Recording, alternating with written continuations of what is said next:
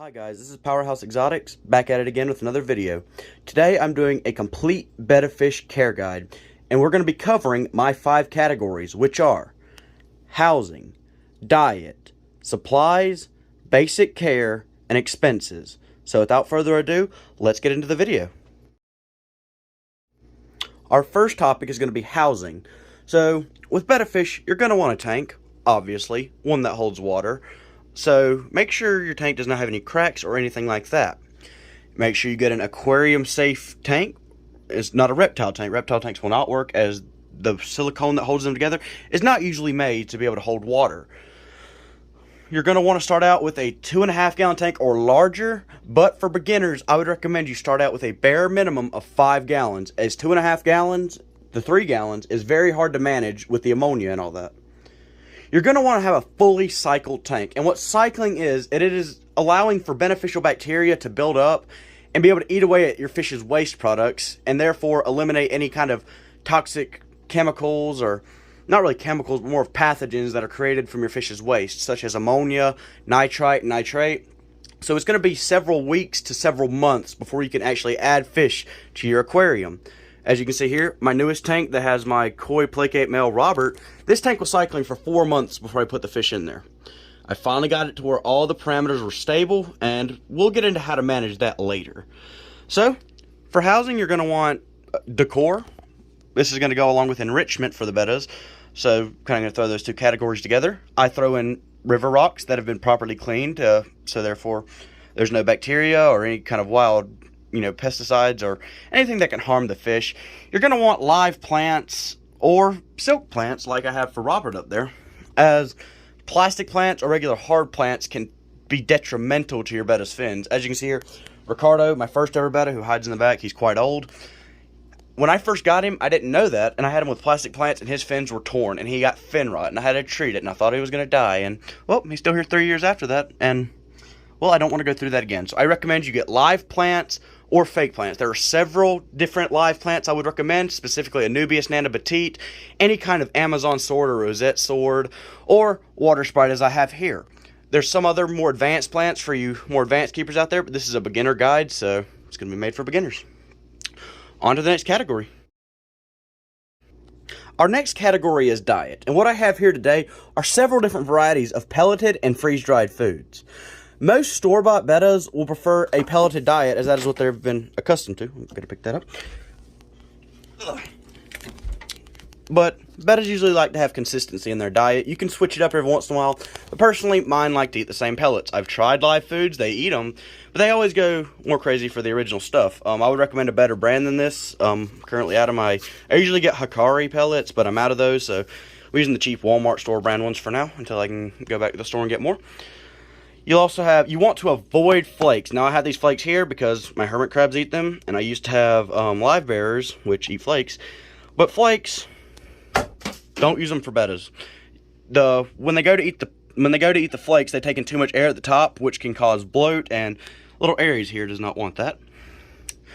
So these are freeze-dried foods, which are basically live insects or invertebrates, or whatever you want to call them, that have been freeze-dried to form somewhat of a pellet. Or, in this case, it's like a powder because they're bloodworms. And you kind of just toss them in the tank, and the bettas come up and eat them. And really beneficial and healthy for your betta. Although the freeze-drying process does take away some of the nutrients. So, it's not as good as live foods. If you can get a hold of those, I would highly recommend them. And, switch them up along with a pelleted diet. But for the most part, these do the job when you can't get what you need. So, on to the next category. Third category, supplies. We're going to be needing a test kit to test your water parameters and make sure your tank is healthy. You're going to need food, obviously. You're going to need a tank. You're going to need a filtration system. This one is turned off for the sake of the video because it's quite annoying to hear in the background. You're going to need any kind of decor or decorations that can give your betta fish enrichment. Pots if you have soiled plants that can't really live in the sand and they need soil. So yeah, you're going to need, you're going to need a tank, of course. I done said that. You're going to need your variety of foods. I would recommend you have a scrubbing brush to get algae off the tank walls. This was a $1 little bristle pad thingy from the Dollar Tree, and it works amazingly well. Just make sure you clean them correctly, as you don't know what's been sprayed on them. So make sure you clean it correctly before you use it on your tanks. You're going to need a good light. This light fell in the tank and went out, so I'm going to need a new one, but it was a very good light for the time it did last. Forgot the company name. I bought it at PetSmart. You can also use these cheap little dollar store lamps that I bought. They costed $1 at Dollar Tree, and it's been keeping my Amazon sword alive, and I'm using it for a few other tanks. So yeah. On to the next category. Before we go on to the next category, there's one big thing I forgot to mention as far as supplies go, and that is a siphon, nets, and a bucket for water changes. Personally, I use the Python gravel siphon. I'm going to roll a photo of what that looks like really quickly. And what that one does is it allows for you to be able to just hook up a hose from your tank to your to your bathroom sink or kitchen sink, whatever you want to use. And you don't have to carry around buckets of water around when you're doing your water changes. It automatically cleans out the tanks. It fills them back up. With the bucket method, it might take me 3 hours to clean out all of my tanks. But with that gravel siphon, I can get it done in 45 minutes. So, for the second time, on to the next category. Our fourth category is basic care. So, for these guys, you're going to need to clean out the tank weekly, or sometimes you can go bi-weekly. I go bi-weekly with some of my more heavily planted larger tanks, as the ammonia and pathogens can't really build up as they don't build up as quickly in larger tanks because it's more diluted by the amount of water in there. But with smaller tanks, like this 3.5 gallon that Murica lives in currently, you're going to need to do that weekly because these smaller tanks, it allows for the smaller amounts of ammonia have a bigger impact because it's less water to dilute it out. So you're going to want to do weekly or bi-weekly water changes. If you have a heavily planted tank that is just massive, sometimes you can go even longer. Like I've seen people have 30 gallons that are heavily planted with one male Betta in there. They'll clean them out every other month. But if you're going to be a beginner, I doubt you're going to go on that route. You'll probably stick with a 10 gallon or a 5 gallon. Depends on whatever budget you're working with. So, also for basic care, make sure to scrub algae off the side of the tank. That's more for appearances. It's not really for the fish's actual care. It's more of just so your tank looks presentable. And, yeah, some of my tanks have algae on them, and they do not look presentable right now. Basic care, you're going to want to feed these guys once to twice a day. And how much you feed depends on the size of your Betta. Here, Aries, he can eat quite a bit. He'll eat like a larger pinch of food a day. I only feed my Bettas once a day, but I give them a larger meal. I feed them, sometimes I feed them in the morning, sometimes I feed them when I get home from work. These guys, they're not too demanding food-wise, but they will always be ready to eat. If your Betta is not ready to eat, I would recommend you look into any kind of health issues they can have, as these guys should always be hungry. That sounds bad, but they should be hungry. A hungry fish is a healthy fish. If you have plants, you're going to want to treat it with some sort of fertilizer. I forgot to mention this in my supplies list, so I recommend fertilizer. API Leaf Zone has done well for about a year. About time to get a new bottle of it. I'm probably going to be moving to Seachem Flourish next. Another good fertilizer for plants. I'll roll a photo of that really quickly. Okay, now that you've seen what it looks like, on to the next category. One last thing for care, I forgot. You're going to want to test the water weekly at least. This is a test kit. It's in shambles right now because I dropped it. But you can test nitrite, which is sort of like let's go in order of from dangerous to least dangerous. You have ammonia. Now, ammonia is formed from your fish's basic poop, and, it's basically a horrible, deadly toxin for your fish. You really want to avoid that. It's created from your fish's poop. So in cycling the tank, what's going to happen is you're going to build bacteria that can eat the ammonia. But that bacteria is going to poop, which is why you have,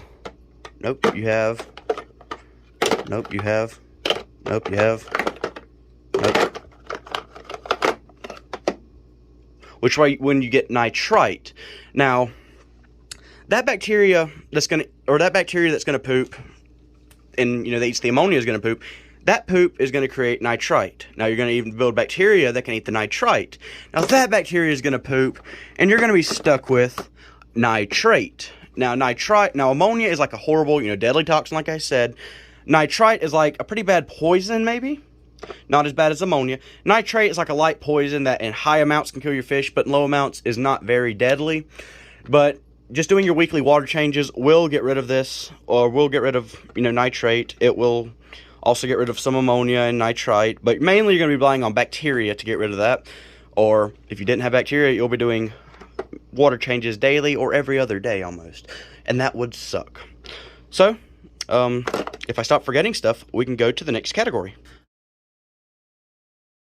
Now, my final category is expenses, and the expenses are going to vary depending on how clever you are or how nice you want your tank to look. I'm going to say that at the very minimum for setting up a tank, you're going to spend $25. Now, people are going to disagree with this, but when I'm saying that, I mean, you could buy a used tank. I found tanks for, this tank was free. This tank was free.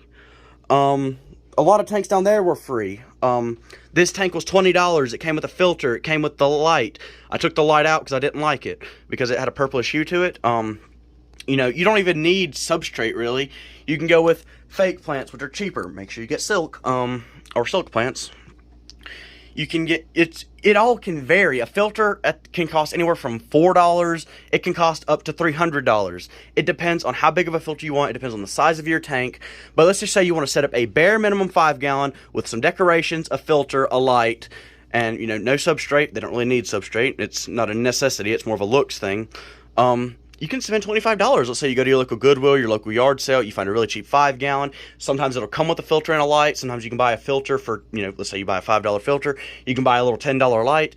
You can get plants. You can buy bulk plants for like a dollar. You can get the cheap silk ones. Depends on how expensive your store is. I got that one for like $1 there on sale at PetSmart the other day. And you can go on a huge expensive tank that'll cost you, hold up, I had to let my cat out of the room. Now, with that distraction out of the way, you can also go on the other end. Let's say I wanted to set up a 10-gallon tank. Let's say I wanted to buy a brand new tank, just not to risk any, cracks or have to re-silicone it. Say I buy a brand new tank and I buy everything from scratch. I buy a separate filter, I buy a separate light. You can expect to pay up to $100, $150. It all depends. You can also buy a starter kit. Starter kits are very, very, very good for beginners. I love starter kits. My first ever aquarium, which was this, which housed my first ever Veltail Betta Ricardo. I got the tank for $20. I set it up for a few months, and once it was fully cycled, I went and got the fish, put them in there, and it was all amazing. I love starter kits. That was a starter kit. That was a starter kit. That was a starter kit. That was a starter kit. That was a starter kit. They're all my starter kits I love. But if you want to go, if you want to personalize your tank a little bit more, if you, kind of worry starter kit stuff might be, have cheap products in it. Maybe you think the filter might go out before long. Like I said, that light sucked, but all my other lights are fine on my starter kits. You can buy everything else separately. You can buy the tanks. I don't want to repeat myself very much, but yeah, expenses can vary. It depends on how clever you are, how much you want to spend. If you go in with the mindset you can spend $25 on it, you can go in with the mindset you can spend $25 on the basic setup. But also keep in mind, there's going to be constant expenses such as food. If you have plants, fertilizer, I like to replace them every year, but they last for a long time depending on how many tanks you have. That's about a $30 test kit. Just the tank and all the setup alone is what's $25, but you also got to think you might be spending $75 on supplies like this. So it can all vary. It depends. If you have a friend who's also got tanks, you can maybe ask them, if you could borrow some of their, supplies. I know PetSmart does free water testing. It all depends. The price is what you make of it. This has been Powerhouse Exotics. Make sure to like and subscribe to stay tuned in for more awesome videos about my animal collection. And if you want to see more care guides, comment down below. I have sugar gliders, I've got rabbits, I've got rats, I've got mice, I've got hamsters, I've got fish, I've got lizards, I've got frogs, I've got hermit crabs. I've got all kinds of animals. If you want to see any videos about these spectacular creatures, please like and subscribe and stay tuned for the next video.